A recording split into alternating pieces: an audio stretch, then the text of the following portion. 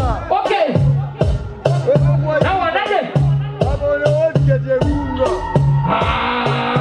Bari kudio na mari bari kuditarira tapigwa na mbuya mobe batodi baira bomu bambili adimire bushkaira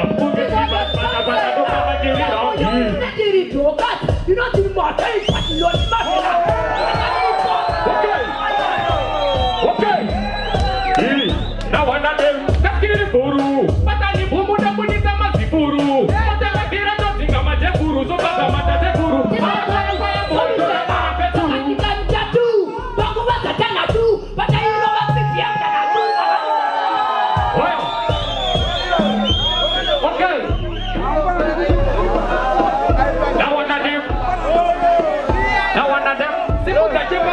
Sureba kutipaki, rakati no ipa dosa kandapiwa maki. Uyainela ite mwaridiri mutaki. Popo tu formation, bakuna ataki. Obreza, kuti shakwana.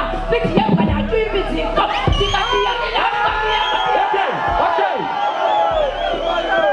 Now another, padapita tu ya zimanga muribo.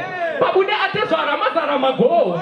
Tendo kisaudi charira kutipo. Jeno enyo mutipanza kusia ziri soka. Jeba kuita grinu ngemeja masora. Sipasana ziri blegi kuita ngemadora. Ndaona maburu kuita kungekuka kuna kuzangana mwenye vya mzina chesene mbora. Boys, mire muzwe maisha. Ndakati asina mkofia moti hale mpunga maisha. Uya ana mkofia. Asina mkofia hale mpunga. Asina mkofia hale mpunga. Asina mkofia hale mpunga. Ano lei kususu kwemka netunga. Ajije. Hold on. Right, Amana.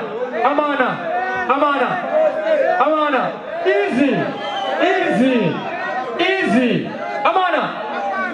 Tati kwejere. Osimamaje sutu. Simamaje sutu ere. Kwejere.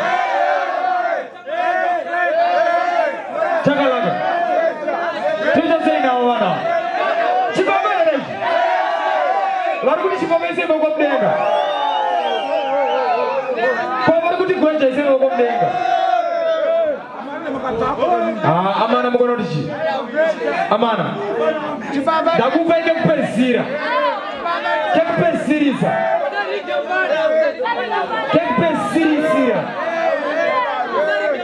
Murukudichi. Mupana ere. Kogwecha. Warukuti kwecha isema komdenga. Kwa warukudichi bamaje sutu. Amana abachi babacha wina.